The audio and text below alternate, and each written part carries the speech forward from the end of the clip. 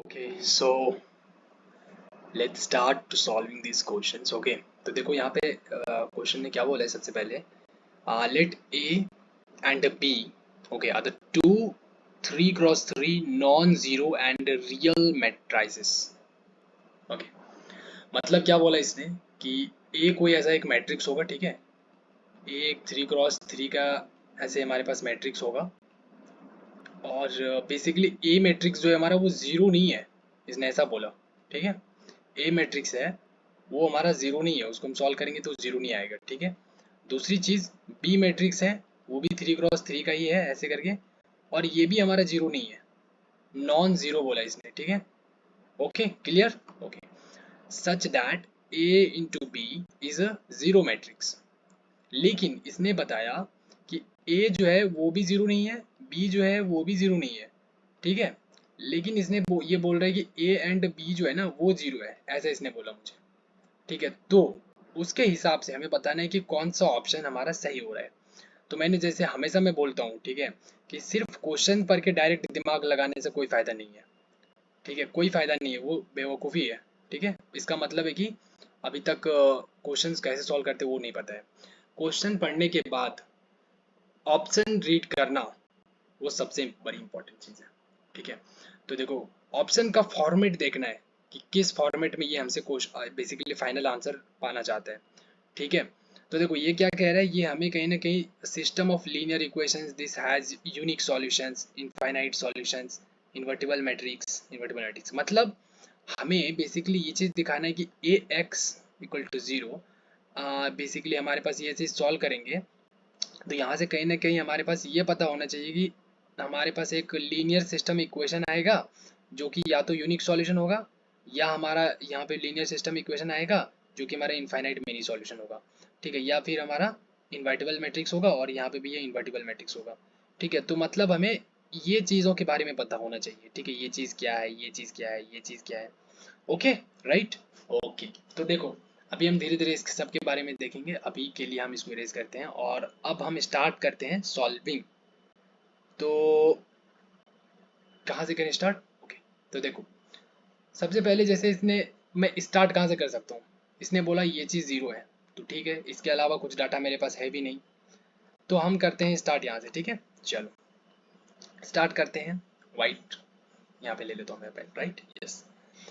तो हमने uh, before that just give me few second so that, चलो ठीक है, मैं इसका पीडीएफ बाद में जनरेट कर दूंगा ना, तो ठीक है, मैं इसमें ज़्यादा इसको एडिट नहीं करता हूँ, ठीक है, इस बाद में इसका पीडीएफ जनरेट कर दूंगा। देखो a into B equal to zero, ये क्वेश्चन में बोला, ठीक है, इसको हमने इक्वेशन फर्स्ट मान लिया। अब हम क्या कर रहे हैं कि इसका जब हम डिटर्मिनेंट लेंगे तो ये भी ज़ीरो आएगा, ठीक है, अगर हमारे कोई मैट्रिक्स ज़ीरो है तो उसका डिटर्मिनेंट ज़ीरो। तो हम इस चीज़ को हम ऐसे भी लिख सकते हैं, ठीक है, हमने इस चीज़ को हमने ऐसे लिख दिया, कोई दिक्कत नहीं, इसको हमने बस ऐसे ऐसे बीच में अलग अलग कर दिया, ठीक है, नो प्रॉब्लम्स। आगे देखो, उसके बाद हमारे पास जब ये चीज़ हो जाता है इक्वल टू ज़ीरो, ये चीज़ जब इक्वल टू ज़ीरो हो गया तो यहाँ पे हमारा तीन कंडीशन बनेगा। कैसा कैसा कंडीशन?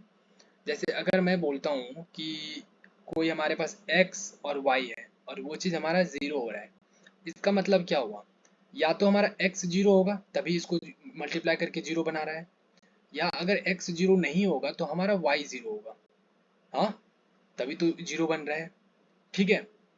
कोई एक होगा तभी तो मल्टीप्लाई होकर के इसको भी जीरो बना देगा ना, या फिर ऐसा हो सकता है कि हमारा दोनों ही जीरो हो जाए, ठीक है। तो तीन कंडीशन वही मैंने किया, हमने बोला पहली बार कि या तो हमारा determinant of A equal to zero हो जाएगा तो बी हमारा जीरो नहीं होगा, डिटर्मिनेंट ऑफ बी जीरो नहीं होगा, हमारा डिटर्मिनेंट ऑफ बी जीरो होगा तो ए को जीरो होने की कोई ज़रूरत नहीं है, ए हमारा डिटर्मिनेंट ऑफ ए जीरो नहीं भी होगा तो कोई दिक्कत नहीं है, ठीक है। बी अगर मेरा डिटर्मिनेंट ऑफ जीरो हो गया तो भी ये पूरा जीरो बन जाएगा।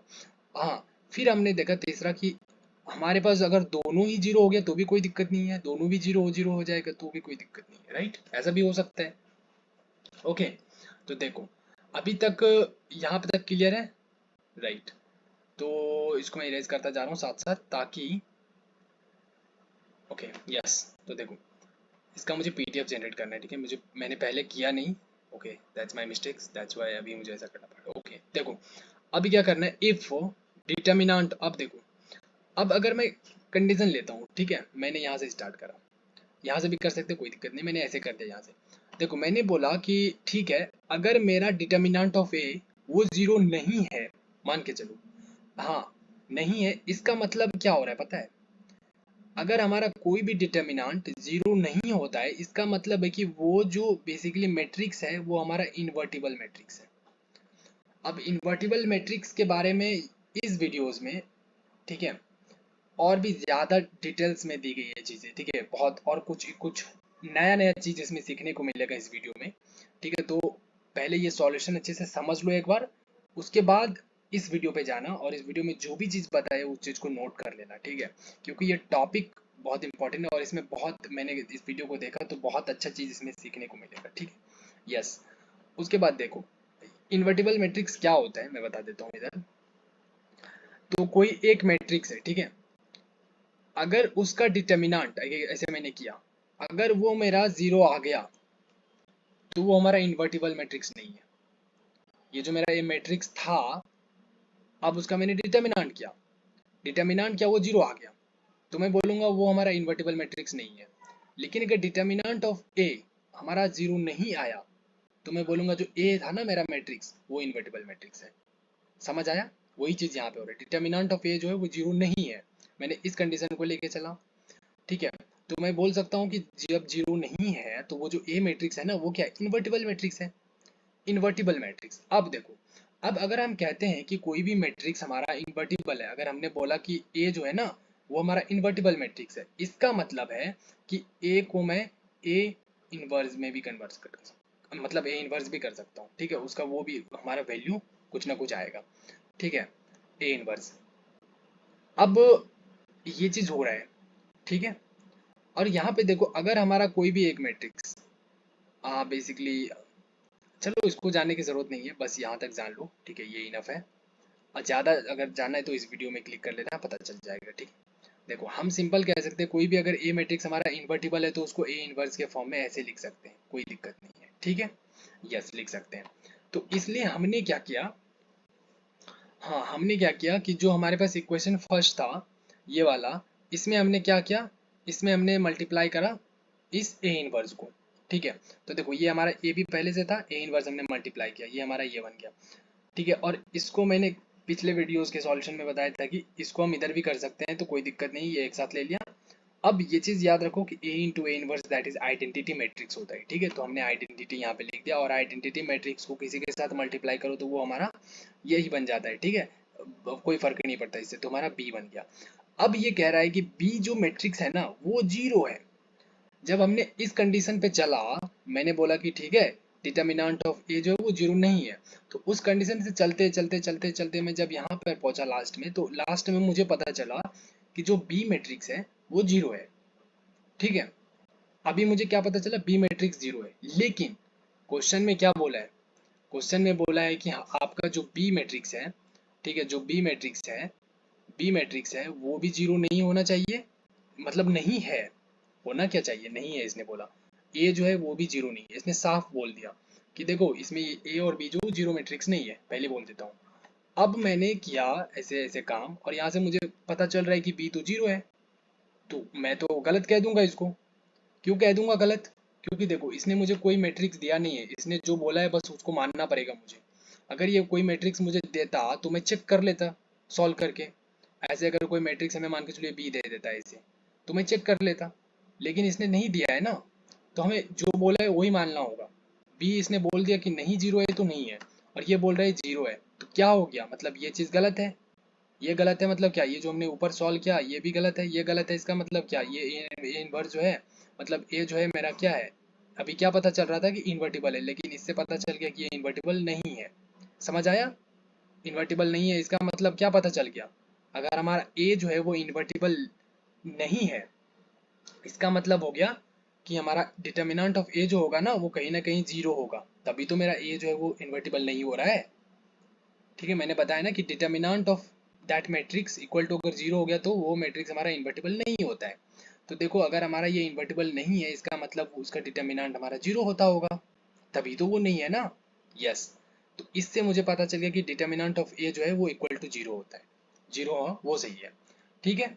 यस, दूसरी बात, बी वाले में हम जब देखते हैं, जब हमने बी पे चेक किया, इस वाले पे, ठीक है, इस वाले पे जब हमने बोला कि डिटर्मिनेंट ऑफ बी जो है वो 0 नहीं है, जब इस कंडीशन को लेकर के मैं आगे बढ़ा, ठीक है, तो मुझे मतलब हमें तो पता है ना कि जैसे भी कोई भी मैट्रिक्स उसका डिटर्मिनेंट 0 नहीं है, इसका मतलब क्या है कि वो जो मैट्रिक्स है वो इन्वर्टिबल मैट्रिक्स है, इन्वर्टिबल मैट्रिक्स है ना।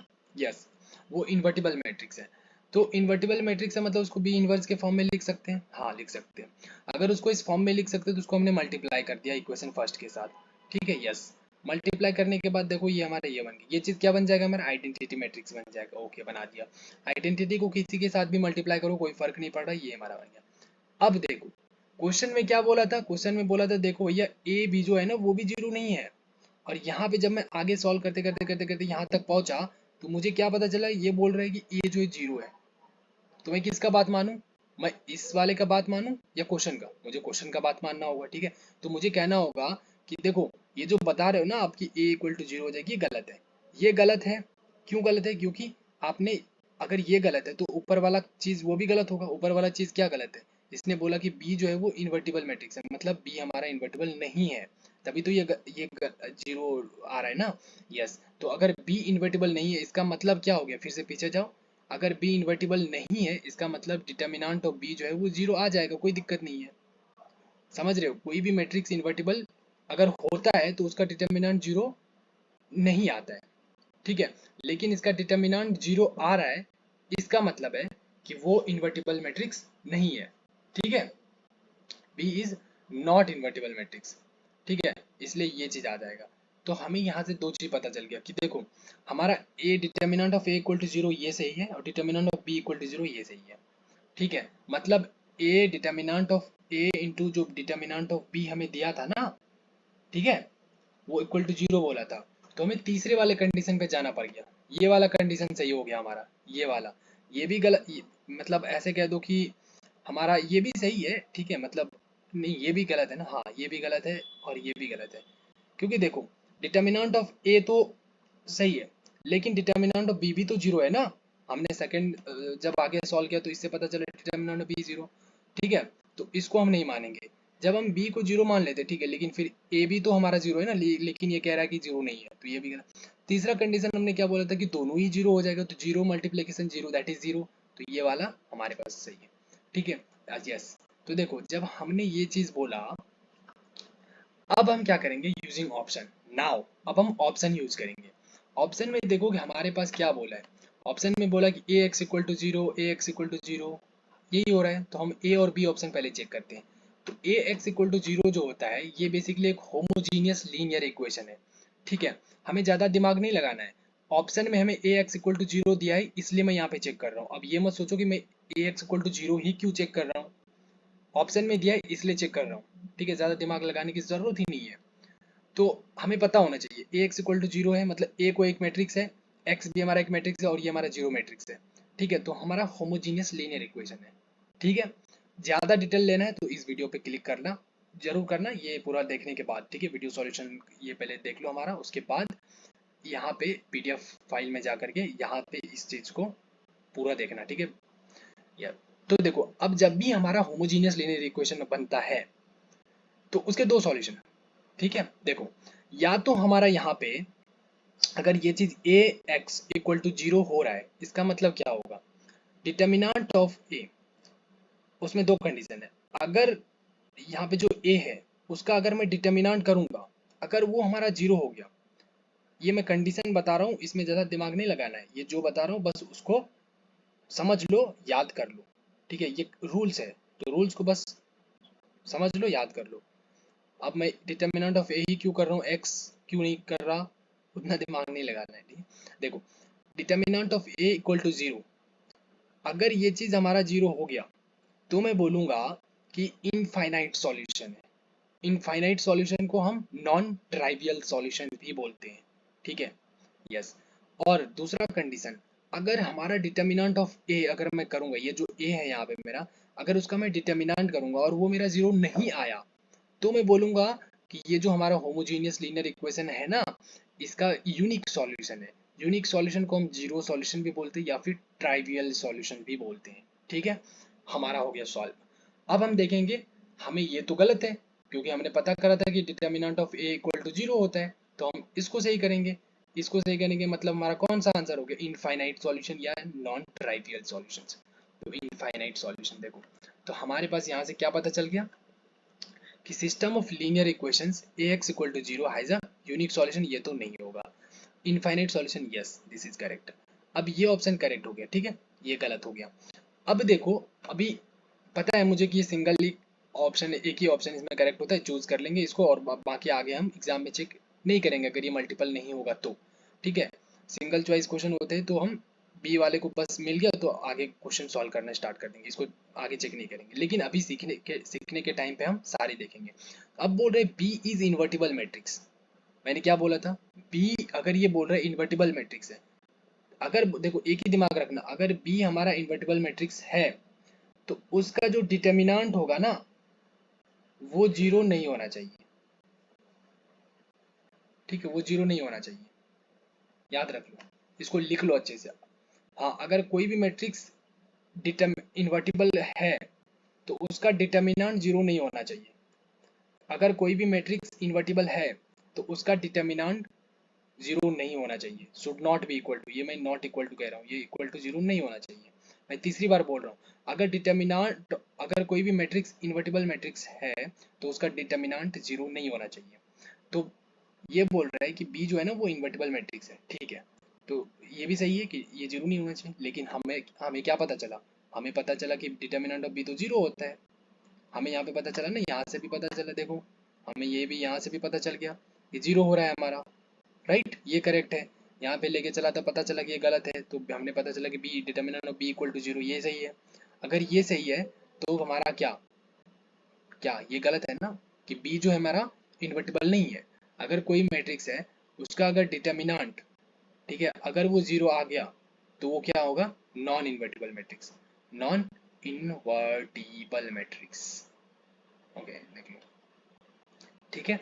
तो देखो हमारा ये इन्वर्टिबल बोल रहा है, ये तो गलत है ना, गलत है क्योंकि डिटर्मिनेंट ऑफ बी जो है वो मेरा जीरो आ रहा है, जीरो नहीं आना चाहिए था अगर ये इन्वर्टिबल होता तो। ठीक है, उसके बाद देखो ये वाला, तो ये भी गलत हो गया। फोर्थ ऑप्शन देखो, फोर्थ ऑप्शन में बोल रहा है adjoint of A is invertible matrix. देखो कुछ भी ये बोले ना कि ये चीज इन्वर्टिबल है, वो चीज इन्वर्टिबल है। जैसे मैं बोलता हूँ कोई भी डब्बा है, अगर मैं बोलता हूँ कि ये चीज हमारा इन्वर्टिबल है, अगर मैं बोलूंगा ये चीज INVERTIBLE, अगर ये इन्वर्टिबल है, मैं बोल रहा हूँ ये इन्वर्टिबल है, ठीक है, तो हम चेक करेंगे कि ये जो डब्बा है ना इसका डिटर्मिनेंट निकालेंगे। अगर ये हमारा जीरो आ गया, ठीक है, अगर ये जीरो आ गया तो बोलेंगे हाँ आपने जो बोला था ना कि ये चीज इन्वर्टिबल है वो गलत बोला था। अगर हमारा डब्बे का डिटर्मिनेंट अगर जीरो नहीं आया तो बोलेंगे जो आपने जो बोला था ना ये सही बोला था। ठीक है, यस, ओके। तो देखो हमें बोला इसने कि एडजॉइंट ऑफ ए वो इन्वर्टिबल है, तो क्या करेंगे, डिटर्मिनेंट ऑफ एडजॉइंट ऑफ ए करेंगे। हाँ करेंगे ना, जो भी बोला है ये पूरा डब्बा मान लो, ये अभी पूरा डब्बा ही हो गया। हाँ, तो पूरे का डिटर्मिनेंट लेंगे, वो हमारा ये बोल रहा है इन्वर्टिबल है, इन्वर्टिबल है मतलब वो हमारा क्या है, जीरो नहीं होना चाहिए, जीरो नहीं होना चाहिए, ऐसा ही। तो मुझे बताओ एडजॉइंट ऑफ ए, तो कोई भी ए मैट्रिक्स है हमारा, वो हमें पहले से पता है कि उसका डिटर्मिनेंट जीरो है, ये हमें पता चल गया यहीं पे, अभी पता चला ना सॉल्व करने पे, हाँ यहाँ से पता चला है मुझे ये जीरो है। तो उस मैट्रिक्स का अगर मैं एडजॉइंट करूंगा वो भी जीरो होगा। एक कोई मैट्रिक्स था उसका डिटर्मिनेंट क्या, वो जीरो हो गया, अगर उसी मैट्रिक्स का मैं एडजॉइंट करूंगा ना वो भी हमारा जीरो होगा। तो अगर ये चीज जीरो हुआ, हाँ, तो हम इसका डिटर्मिनेंट करेंगे, ठीक है, अगर हम इसका डिटर्मिनेंट करेंगे तो क्या होगा वो, नहीं मतलब हाँ, एडजॉइंट लेके उसका डिटर्मिनेंट करेंगे वो भी जीरो होगा, एडजॉइंट लेके उसका डिटर्मिनेंट करेंगे तो वो भी क्या होगा हमारा, जीरो होगा। ठीक है, देखो हमने यहाँ पे करके दिखाया छोटा सा, जैसे हमने कोई एक मैट्रिक्स मान लिया था 3 2 और 3 2, ठीक है, इसका हमने डिटर्मिनेंट निकाला, ये वाला चीज़ यहाँ से हमने ये डिटर्मिनेंट निकाला ये वाला, तो देखो क्या आया, मेरा डिटर्मिनेंट जीरो आ गया, जीरो आ गया। तो इसको हमने एडजॉइंट ऑफ अ मैट्रिक्स कैसे होता है, transpose of a cofactor matrix, तो ये हमारा कोफैक्टर मैट्रिक्स है, ठीक है, कोफैक्टर पता है ना, जैसे इसको सर्कल करते हैं और इसके इधर इधर हटाते हैं, ये 2 और ये 2 को हमने यहाँ पे लिख दिया, फिर इसको सर्कल करते हैं इधर इधर हटाते हैं तो ये 3, इस 3 को हमने इसके जगह पे लिख दिया। ऐसे करके हमने सारा कोफैक्टर मैट्रिक्स लिख दिया। कोफैक्टर मैट्रिक्स, अब ये भी हो गया कोफैक्टर मैट्रिक्स। अब इसका हम ट्रांसपोज कर देंगे, इस पे ट्रांसपोज लगाया तो ट्रांसपोज में क्या होता है, ये वाला जो चीज़ होता है रो हमारा कॉलम में कन्वर्ट होता है, देखो 2 3 इधर कर दिया, और ये वाला जो 2 3 था इसको हमने ऐसे लिख दिया। ठीक है, तो ये मेरा क्या हो गया ट्रांसपोज, और इसी को क्या बोलेंगे एडजॉइंट ऑफ ए मैट्रिक्स। इसी को क्या बोलेंगे adjoint of A is equal to transpose of a cofactor matrix. Cofactor matrix हमारा बी था, उसका ट्रांसपोज कर दिया, वही हमारा किसके बराबर हो गया, एडजॉइंट ऑफ ए मैट्रिक्स के बराबर हो गया। तो देखो फिर से हम अगर ये हो गया, अब इसका अगर डिटर्मिनेंट करेंगे हम, तो इसका भी डिटर्मिनेंट करेंगे तो देखो 6 - 6 0 आ गया। तो देखो पहले भी मेरा ये डिटर्मिनेंट ये भी 0 आ रहा था, और अभी एडजॉइंट ऑफ ए जो है ये भी डिटर्मिनेंट क्या आ रहा था, ये भी हमारा 0 ही आ रहा है। ठीक है, तो इसलिए हमारा क्या हो गया, ये भी 0 आ गया। 0 अगर आ गया तो मैंने क्या बोला था, अगर 0 आ गया, अगर 0 आ गया, देखो मैंने अभी बताया ना, कहाँ पे बताया, देखो अगर हमारा 0 आ गया, अगर हमारा 0 आ गया तो वो हमारा इन्वर्टिबल नहीं है। और ये क्या बोल रहे हैं, ये बोल रहे हैं कि ये चीज़ जो है ना, ये चीज़ ये इन्वर्टिबल है। भैया अगर इन्वर्टिबल होता तो ये चीज़ तो डिटर्मिनेंट करता अगर मैं, तो वो तो 0 नहीं आना चाहिए था, लेकिन यहाँ पे तो 0 आ गया। 0 आ गया मतलब वो इन्वर्टिबल मैट्रिक्स नहीं है। ठीक है, जब भी बात होती है इन्वर्टिबल मैट्रिक्स की, उसका डिटर्मिनेंट करो। अगर डिटर्मिनेंट 0 आ जाता है मतलब वो इन्वर्टिबल नहीं है, अगर डिटर्मिनेंट 0 नहीं आता इसका मतलब वो इन्वर्टिबल है। Okay, clear. चलो, तो इस क्वेश्चन में यही तक। ठीक है, अच्छे से समझ आ गया ना क्वेश्चन। और ये बाकी ये वीडियोस ये क्लिक करके देख लेना। ठीक है, इसमें बहुत अच्छे अच्छे डाटा इसने बताया है, वो कलेक्ट कर लेना, बाकी इसको भी देख लेना पूरा। ठीक है, ठीक है, हाँ देख लेना, ठीक है, कोई दिक्कत नहीं है। ओके, और बाकी अ, इसमें हम जब और डिटर्मिनेंट्स करेंगे तो उसको भी हम देख लेंगे। ठीक है, चलो, तो ठीक है, आज के लिए यहाँ तक रोकते हैं। ठीक है, okay, take care and keep working hard. Okay, अच्छे से मेहनत करना है। ठीक है, अगर मेहनत ही करना है तो बहुत मतलब अच्छे से मेहनत करना है, ऐसे ऊपर ऊपर मेहनत नहीं करनी है। ठीक है, क्योंकि ऊपर ऊपर मेहनत करने से अभी के ज़माने में कुछ नहीं होने वाला। ठीक है, और स्पेशली मैं बात कर रहा हूँ इंजीनियर्स की, इंजीनियरिंग फील्ड में। ठीक है, साइंस टेक्नोलॉजिकल फील्ड में। ठीक है, अदर फील्ड की बात कुछ अलग हो जाती है। ठीक है, थोड़ा सा डिफरेंट है।